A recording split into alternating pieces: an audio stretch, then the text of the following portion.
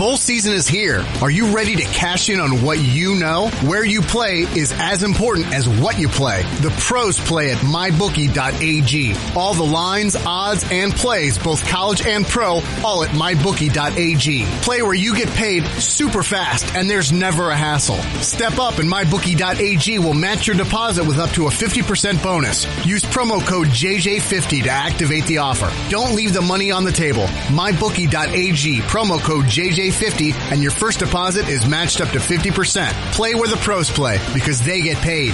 mybookie.ag. And now, Jalen and Jacoby on ESPN Radio. When I pop the trunk, head to death. Y'all pop the trunk, I pop the hood. Now act stupid, I'll pop the trunk. Now give me a boom. He is Jalen Rose. What up, Doe? I am David Jacoby. And on the cool check-in. Together, we are Center Jalen and Jacoby. stage on the mic. And we putting it on wax. You haven't realized that come on, you always Reg. jump in too early? Right, no, but Reg is supposed to play It's the New Style, too. He just plays Put It On Wax now. It's the new style. There you go, Reggie. Both of y'all. Man. What do we We've been do? doing this for years. You're the one who remixed the open, though. Let's be honest. You decided you were going to do this on your own. You started doing it on your own. Started saying on a cool check-in. And then you started telling us how to do I wanted it and to how we're make doing it- it wrong. I wanted to synchronize it. Here's what happened. No, here's what happens. You decided that singing, give the people what they want, was too much effort, so you wanted to just, say something. That's what happened. No, I wanted to synchronize a Beastie Boys classic that we can't use on television, and also pay homage to my brother David Jacoby, who has the Beastie Boys over his left shoulder. Mm-hmm. And a moment when I was at Joe Louis Arena, and they came out on stage doing Run DMC's Raising Hell tour, and they changed the way we view individuals that look like them in hip-hop. You want to do it again? No. And here's the other thing that happened. Let's just leave it on here broken, like a Wu-Tang song. Here's the other warts and thing all. that happened. I take a couple of days off. Y'all start feeling good about the proceedings. Of course. Welcoming guests. Yeah, that probably we had a great work hard time. and care about the Yeah, show. And they were excited to be here. Yeah. Don't talk back. You could tell they were excited to be here. It's Come like, on this time. is so cool. The studio's great, man. You guys make this easy. This is so relaxed. Appreciate it. And I was like, when are we going to start? When are we going to start? When are we going to start? I've been here for 2 minutes, guys. I'm very important. I'm Jalen Rose. You want to start the show? We already did.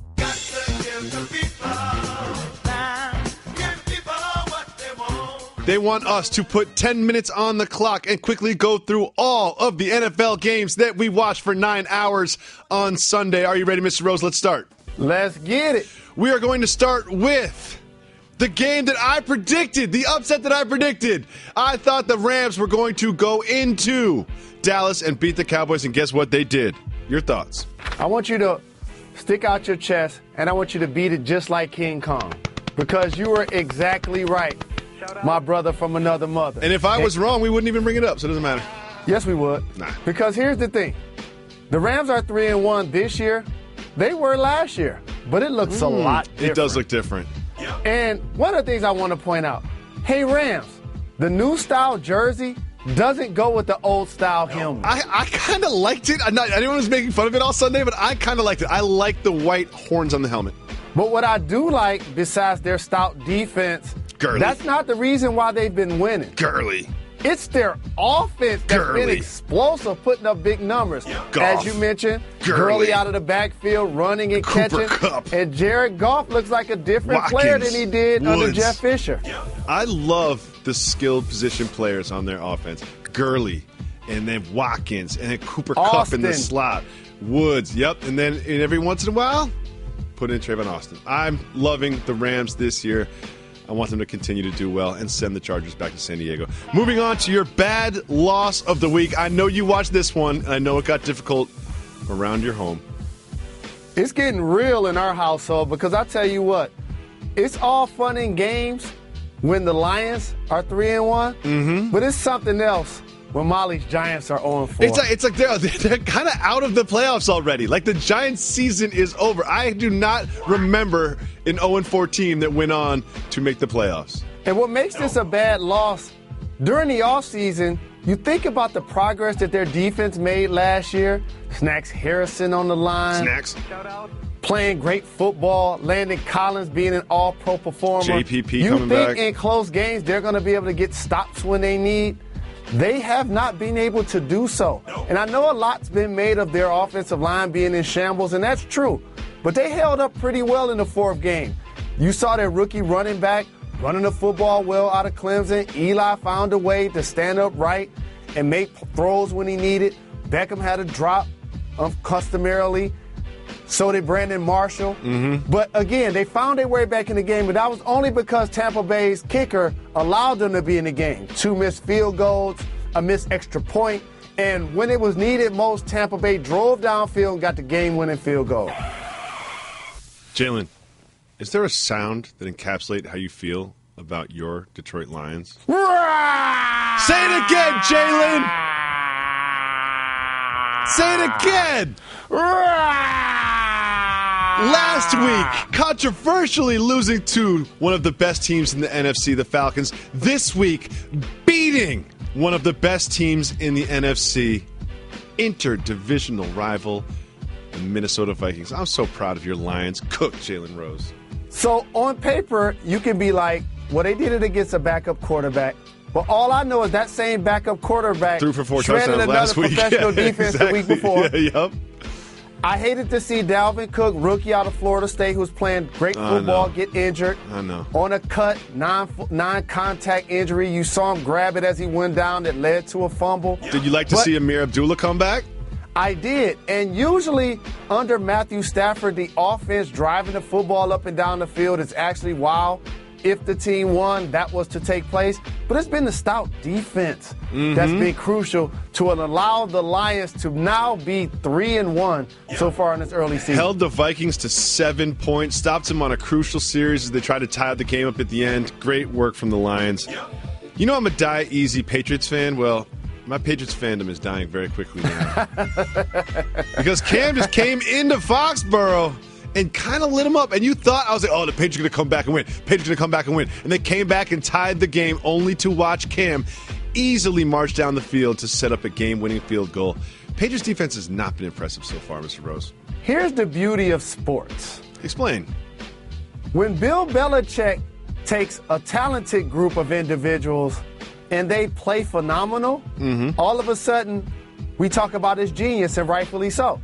When he take a less talented group of individuals and they play great football, he's coaching them up. Yep. What do people have to say about the Patriots having the worst defense in football?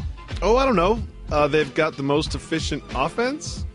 And Matt Patricia, that ink pen in his ear, don't look as fly when the defense ain't flying around the football. All that disheveled coach and all that stuff. It looks so good when you're coming back and winning the Super Bowl. But when you're 2-2 and you got tied with the Jets and the Bills are top of your division, it might be time for a trim around the beard area. That's all I'm saying. It might be time to put on maybe a button-up, Bill Belichick. Like maybe we should switch something up around here. But when you've established the level of championship cachet that they have, in particular now on the offensive side of the football, Brady still looks terrific. When he's not on his back, he's been sacked 13 times so far this season. He's 40 years old. I do not like this. I agree with you. And I'm still waiting to see the signature Gronk takeover type performances. Hasn't happened. They've been missing Gronk. Even when Gronk catches it, he goes down quickly. It's just been different. Gronk used to be, as you said last year, early in the year, the MVP of the NFL. Now, not even one of the best tight ends in the NFL. And also, when Brandon Cooks performs the way he did in New Orleans, you think once he goes to play with the Patriots, he's going to be Randy Moss, the remix? That hasn't necessarily taken place either.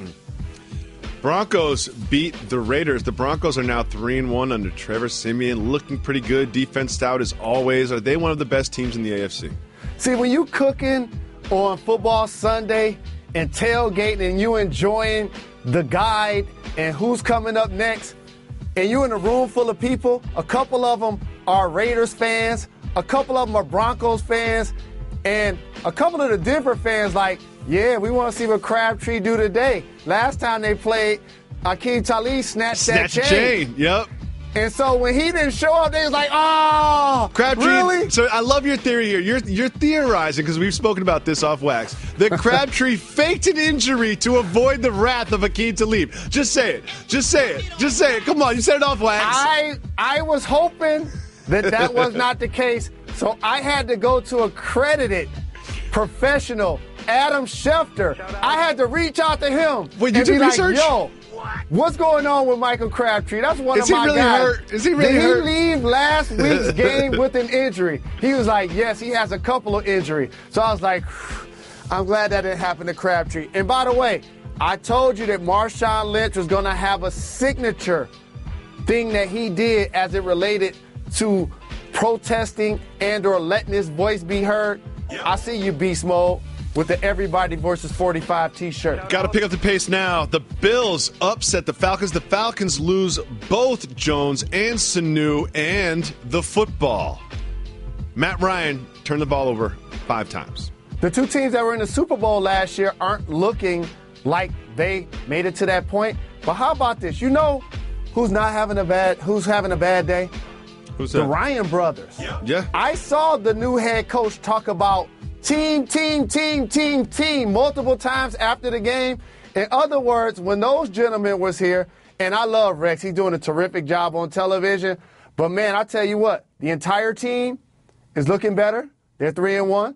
And the defense is also looking better without his brother Rob. Very quickly, Steelers, Ravens. Le'Veon Bell had over 140 rushing yards and 2 rushing touchdowns. Is it me, or when I see Odell Beckham Jr. and Antonio Brown, they seem like two individuals that won 2 Super Bowls before they met Eli and Big Ben, not the other way around? It's a good point. Cardinals beat the 49ers in a game that no one cared about, no one watched, so we're going to skip it. I was hoping Larry Fitzgerald had a big game. Deshaun Watson is here, and let everybody know it when he put up numbers against the Titans. What do you think of Deshaun Watson? Are you surprised? Let me see. A little bit. Have we seen him perform against the best on the biggest stage? I think so. No surprises. I can't say I saw them putting up 50-plus points as a unit, which was terrific. Eagles beat the Chargers, but who really cares? Let's just watch LeGarrette Blount. I care. The Eagles, NFC East, they sit on top. Shout out. Next, the Bengals beat the Browns. Hugh Jackson is one of now those games 1 we in don't 19. truly care about. 1 in 19, Hugh Jackson as a head coach. The Colts completely fell apart Sunday night against the Seahawks. What happened to Jacoby? I don't know. You know what? Jacoby wanted me to go to bed. He knew I was tired. He knew I was tired, so he didn't want to make a game of it. The Jaguars and the Jets. Jets are 2-2. The Jets are 500. Who would have thunk that the Jets would have And more finally, wins than the Giants in London, at this point of the season? Saints beat the Dolphins. We don't watch those games online. You don't watch those games. Bowl season is here. Are you ready to cash in on what you know? Where you play is as important as what you play. The pros play at mybookie.ag. All the lines, odds, and plays, both college and pro, all at mybookie.ag. Play where you get paid super fast and there's never a hassle. Step up and mybookie.ag will match your deposit with up to a 50% bonus. Use promo code JJ50 to activate the offer. Don't leave the money on the table. Mybookie.ag, promo code JJ50, and your first deposit is matched up to 50%. Play where the pros play because they get paid. MyBookie.ag.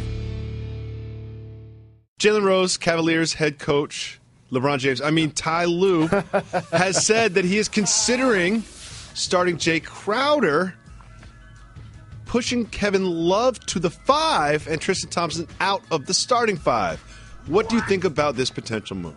No surprise, and it's not because of the curse of the Kardashians. Congratulations to Khloe and Tristan, who are expecting, We support allegedly. power couples. We've inaugurated them as a power couple. But what I will say is, basically, it's an acknowledgement about the conference that they play in. When you look at the elite teams in the Eastern Conference, Boston, Toronto, Washington, all come to mind, along with the Cleveland Cavaliers, clearly, they don't use the center to be a dominant force down low, in particular, scoring the basketball and or in the paint.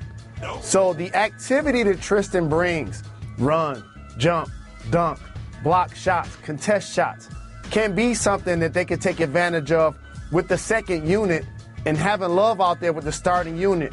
Though he's not a shot blocker, doesn't play above the rim. Gets rebounds.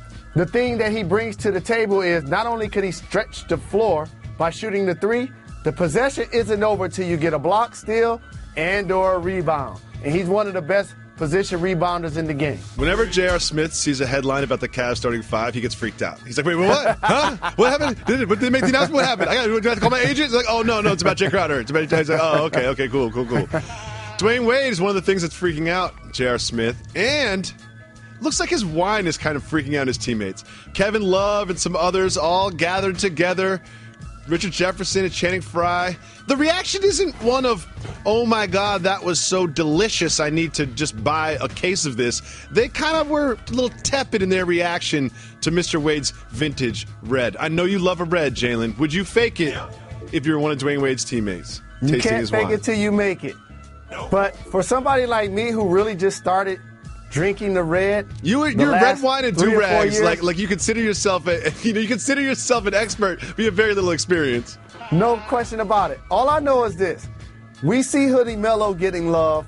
This program should get love for do-rag LeBron. Do you think when they posted their video about Batman and Robin, LeBron was drinking Wade wine? No. Because he didn't have a problem with it. No, they invited LeBron over, and they said they were going to be drinking wine. LeBron got really excited. Then they said they were going to be drinking Dwayne Wade wine. He was like, no, I can't make it. I've tried that. I can't make it. Next, there's news from the San Antonio Spurs, and it is not good news. Spurs, go! Kawhi Leonard is not going to be playing in the preseason because he's continuing to rehab his right quadricep muscle.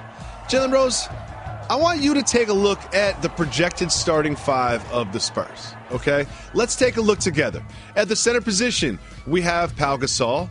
And then at the power forward, we have LaMarcus Aldridge. Then we've got Kawhi Leonard. And then we've got Danny Green and Tony Parker.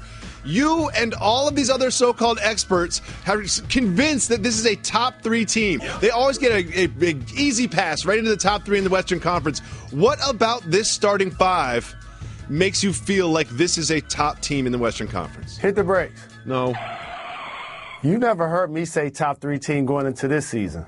Jalen, well, everyone just gives the Spurs a pass. And how many All-Stars do you see in that starting 5? I see 1, Kawhi Leonard. Correct. Here's what I will say about the Spurs. When you look up at the end of the season and you see the standings, as long as Kawhi Leonard plays the lion's share of the games, he's going to make sure, along with Coach Pop, that they have 50 wins. I'm not so sure, usually, Jalen. what that does, that's going to put you in the top handful of teams in your conference. Now, as it relates to advancing, they will have to tinker with that roster some in order to do so. Mm-hmm. But he's established himself as a guy that's going to be a candidate for MVP. And I'm just going to throw a dark horse out there before the season even starts. Say it. Giannis Antetokounmpo. I knew you were going to go there. I've called their squad team futuristic the last few years. And here's a guy playing in the East is going to have a chance to really uplift their franchise and take the next step. Can I throw a dark horse out there? You know, a wing player who's going to get the lion's share of the minutes, score tons of the points, doesn't have a lot of help around him, just like Russell Westbrook last year. MVP, Lance Stevenson. Don't forget who else is going to score? Who else is going to score in the Pacers? He's going to score 40 a game. Lance Stevenson will be the MVP. Remember where you heard it first, here on Jalen and Jacoby on ESPN Radio and ESPN2. Part of giving the people what they want is opening up our voicemail lines and our Twitter feed and going to our Reddit account and getting questions from you, our audience. If you call 985-80-JALEN, you can leave us a voicemail, and we'll play it on the show just like this. Hey, what's up, Jalen Jacoby? It's Gabe. Shout out Reg, too. Shout out. It's Gabe. I'm from 301, Maryland. And I called in today because I was listening to another one of my favorite podcasts, Drink Champs, and they had EPMD on there, and they told a story, so I want to know if Jalen could share it with the Jalen Jacoby listeners. All I'm going to say is Ohio, EPMD concert, and a van. All right. Okay. Thanks for the Okay, couple things. Number one, Reggie's one of the producers. He's not the producer, one of the producers, okay? So Reggie sent me the audio file earlier and was like, all right, I edited this for the show, okay?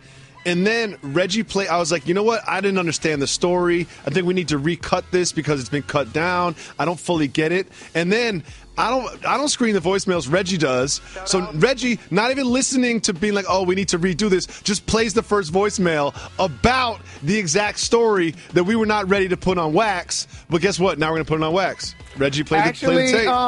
We're not. Oh, we're not. Oh, no. okay. Thank you for the call, Gabe. Appreciate the love.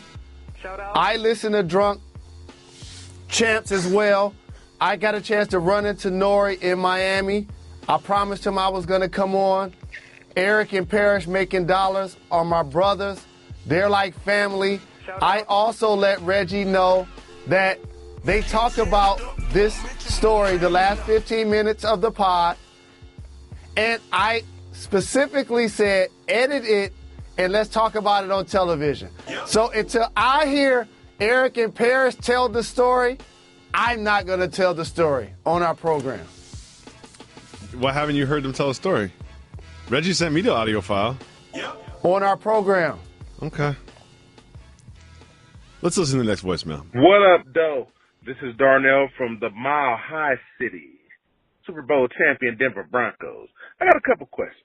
So the first question is, Jay Rose, man, love you to death, man. I never forget I was in my living room when 1994, when David Stern said, with the 13th pick, I'm like, oh, yeah, Fab Five all day, and I'm from Denver. Okay, let's get that straight. Second of all, I want to say this. Yo, how you going to always go against the Broncos when you got to show the D some love, man? I know this ain't Detroit, but it's still the D. I like to call it the real DC, Denver, Colorado. You got to show the Broncos some love. Always betting against it. Second part of the question I want to ask is, why wouldn't you ride the subway? Come on, Jay Rose. You from Detroit, man. You played in New York. I know you got a new gig coming up in New York, man. You got to show New York some love. I'm from Denver, bro, and I've been on the subway all day, every day. Get on that subway, though, Wardy. Come on, Blair. DC already on way. Yep, medicinal. Great finish. Thank you. Great finish. Thank you. You're far too kind. Medicinal. We're ending every show with medicinal. Appreciate the call. Big shout to the Mile High. Yep, medicinal. Literally. Yep, medicinal. Super Bowl champs. Shout out. Still saying Super Bowl champs for some reason. Like, just because you won it once, you got to hold the belt, I feel like. You have to be holding the belt above your head to be the champion of something. You know what I mean? Like, every team is the Lions have won the Super Bowl before, right? No. Oh, okay. My bad. My bad. Here's the other thing. It's almost like a boxer. A dude can get knocked out 10 straight times, but you call him champ because he won it 20 years ago. I'm calling people coach that haven't held a clipboard in like 30 years. Right. So here's the thing. I have mad love for the Denver Broncos. Von Miller, rushing the passer, arguably the top one in the game. The no-fly zone, big-time pick to end the game. Knocked Derek Carr out of the game. Mm-hmm. I was trying to make sure Michael Crabtree didn't duck the game. And so I appreciate that acknowledgement, but I don't always root against them. Not at all. No question about it. Mile High salute, Terrell Davis. A couple of my homies played for the Broncos that looked out for me when I was playing out there, including Shannon Sharp and big Alfred Williams. Shout out to Shannon Sharp for the black and mild on TV earlier today. Shout out. Really? Yeah, we got do-rag LeBron, do-rag Jalen, and black and mild Shannon Sharp. Okay, good. So that's all family. Have you ever smoked a black and mild, Jalen? I have not. I put one in my mouth and I lit it up and I took 2 pulls and I was like, this is ridiculous. This tastes bad. It stinks. Hey, man, I want nothing to do with this. That tobacco will make your heart pop out of your chest. That's what I'm saying. No, thank you. Thank you so much for the call. They rebranded it, though. They call it hookah. Okay. Next, we're going to go to our 1-800-FLOWERS Twitter feed. So a lot of people are sending us this link. Michael Beasley said talent-wise he's on par with LeBron James and Kevin Durant. Is that a failed test? First and foremost, Michael Beasley can't fail any test because he's in the program. He's in the program. O.J. Mayo is like, I got to get back. How's he still here? How come he's on the team? And the other thing, here's what ends up happening. What's that? Players who have found their way to maintain staying power in the league, and Beasley does get buckets when he gets hot. Now you go to a larger market like New York City, and before you know it, you don't realize that there are more microphones in front of That's your the thing. face. So let me tell you how it works from the media side, right? Because I work on the media side. You're in the locker room. Here's how it works from the media side. Oh, Michael Beasley goes on Taylor Rook's podcast and says something about 10% of the brain. That goes sort of viral, right? And then in today's media environment, you just want those clicks. You just want something that gets shared on social. You want a big splashy headline that everyone goes back to. So now you know that Michael Beasley can be the source of one of those. So now, instead of finding out how he's going to adjust to the game, what they're thinking of X's and O's, are they still running the triangle, what's it like being in New York City, no one asks Michael Beasley those questions. They trap him into questions in which he will say something silly because they know that if they ask him enough of those trap questions, he will say something silly. So then you can get him to compare himself to Kevin Durant, LeBron James. Then you put that in the headline, and then you go quote-unquote viral. And it's just pretty manipulative. It feels manipulative at this point, where you're just kind of like taking advantage of Michael Beasley's zaniness for your own clicks. And at the end of the day, Michael Beasley, like, let's just let him play some games in New York before he already builds this reputation as sort of, you know, an oddball character. Because he'll earn it. He'll earn the oddball character nickname himself. Yep. Next, we're going back to our 1-800-FLOWERS Twitter feed. This is from Florin. Florin wants to know, what did you buy with your very first NBA paycheck? I bet it wasn't even that much, to be honest with you. Like after taxes and everything. My first NBA paycheck, so the game was a lot different. How much do you have out in loans before you even get a NBA paycheck? That's where I was going. So when you watch players walk across the stage now in their custom suits and their custom shoes and their jewelry, all of these things indebt the athlete. When I walked across the stage, the good thing is I didn't have any debt. And you could tell I didn't have a stylist. And my earrings weren't real. You could clearly tell I'd never been to the dermatologist, had a nice bump under my eye that I doctored all night, or the dentist. So I didn't have, like, outstanding bills. The first thing I bought were veneers. Okay. Immediately made Really? an appointment. No question. Really? Absolutely. How long did that take to get done? Like when you're in the chair at 10 in the morning, like when do you leave? I'm going to stay here all day till y'all get done. What are like veneers? open heart surgery. What are veneers? They're like teeth on top of your teeth? They just saw down your teeth. So my bottom row is money. Okay. But my first 4 or 5, they were rocks. Oh, so you got that natural, that natty bottom row? Yeah. So they sawed them down 85%, and then they put the porcelain caps on top of them. Next question we have is from Twitter. It's from James. And James has something it bothered me for quite some time until I figured it out. Question is, what does the phrase "word is born" mean, and why does no one use it anymore? Is it cultural? I thought it was "word is born" for quite some time. I really thought it was. Word is born, word is born, word is born. It's actually what, Jalen? My word is my bond. Word is bond. And the way that people say it is, I thought it was word and born for a long time, but it's not. It's word is bond. It's not cultural. Obi-Wan Jacoby used that in the verse. No, I didn't. Obi-Wan Jacoby was not that prolific of a rapper. I think there's only like 2 Obi-Wan Jacoby verses out there in the world. So who are you taking in a rap battle between him and Lonzo Ball? Oh, Obi-Wan Jacoby all day. I kind of like Lonzo. I watched Summer League preseason this weekend. I couldn't help it. I watched the Laker game. I watched the Warriors. The Warriors couldn't hit anything, Jalen. They were 1 for 16 from 3 in the first half. Nick Young was the only Warrior to hit a 3 in the first half. I saw you tweet that. Let me tell you something. It looks like the Warriors, based on that game, it looked like the Warriors enjoyed their offseason. Let's just say that. Looks like the Warriors really enjoyed their offseason. It still is the offseason.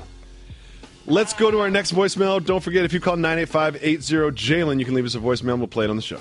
Hey, Jalen and Jacoby. This is Jonathan calling in from Columbia, South Carolina. I just got 3 quick shout-outs to make. I was watching actually listened to the podcast on Friday, And you guys kind of got at Jalen a little bit when he mentioned he had put in work against the Dream and the Rockets back in the day. He got his rookie and his sophomore year mixed up. So just wanted to make sure we set the record straight. So since you guys don't like to do the research, I kind of did it myself. So I'm going to take you guys back to April 7th, 1996, Jalen Rose's sophomore year. He dropped 7 for 7 from the field, 19 points, 10 rebounds, 9 assists. And he helped the Nuggets pull it out 111-105. So special shout out to Jalen Rose for putting in work. Now the only catch there was Elijah Wan was not in the game. So not sure if that would have changed the stat line any, but keep doing your thing, Jalen Rose. For all those youngsters who don't know, Jalen used to put in work. Second shout out to my boy Jacoby. Me and the wife are expecting a baby boy on the way, and we're in the final 4 of name selection, and Jacoby made the list. So we'll see how that goes. And last shout out to my girl Amina Hussein. Me and the wife were watching the Family Feud show, and she had us rolling with some of her answers. So special shout out to her. You guys keep giving the people what they want. Take it easy. I love that Amina got a shout. Shout out. Big shout to Amina Hussein. Big shout. Blow her up on Twitter. At Amina510. So representing the Bay Area. Something I know about you, Jalen Rose. You got 19 points. You got 10 rebounds. You got 9 assists. I know you spent the last 5 possessions trying to get an assist. You can have a wide open layup. I know you spent the last 5 possessions trying to get an assist. I know you did. Well, here's what took place. Back then, you had to act like you truly weren't paying attention to your stat line. They didn't hand you out the sheets at halftime. So it wasn't none of those come to the sideline like you need 1 rebound, you need 1 assist. They didn't have your stats on the jumbotron in the middle of that back then either, huh? No, that was more taboo. Yeah. You couldn't be that dude that was chasing stats back then. The game was just a lot different. And also, what people underestimate that Rocket squad, and of course Hakeem didn't play that night, is they just won back-to-back championships. Mm-hmm. So I think that kind of get lost in this conversation. Big shout to Columbia, South Carolina. Thank you for doing more research than we've ever done on this program. Yeah, for sure. Hopefully Jacoby makes the cut. It becomes the name. No, here's the thing. I know how the name game goes. They're not going to have one kid. This might not be their only boy.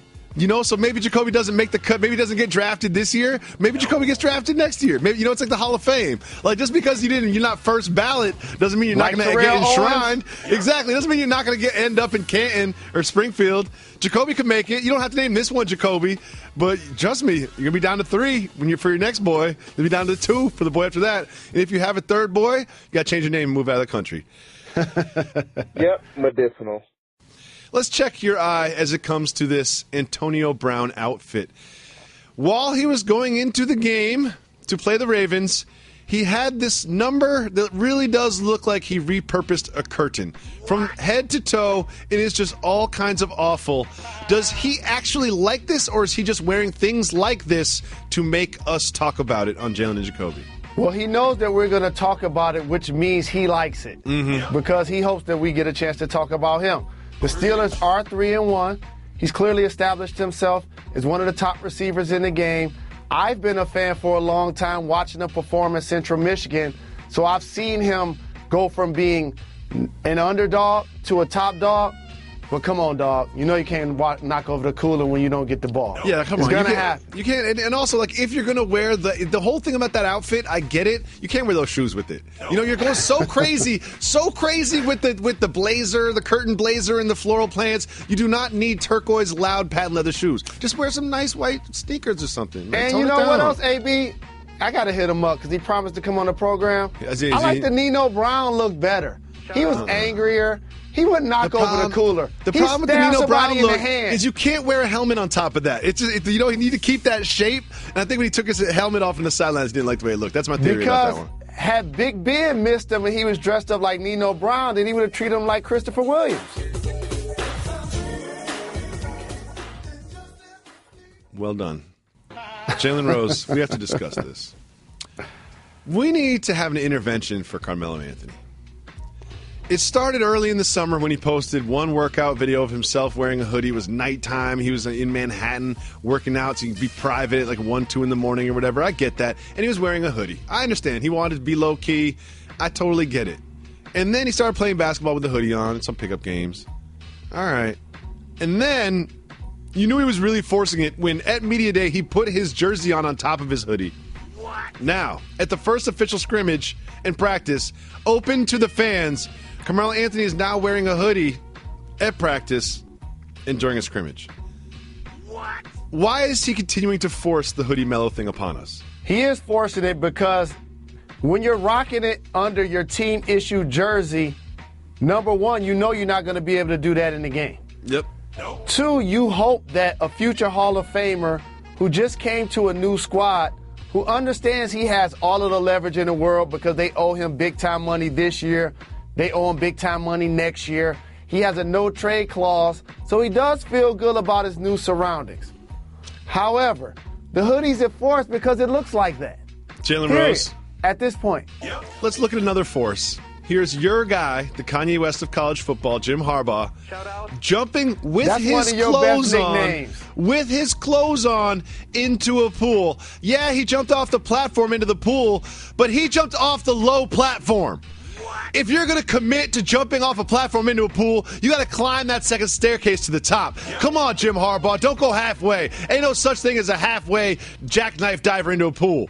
First off, don't ever say nothing negative about Jim Harbaugh, number one. Jim Harbaugh, go to the top. I can't swim, so I'm not jumping off either platform. Jalen and Jacoby, we'll be back tomorrow. Yep, medicinal.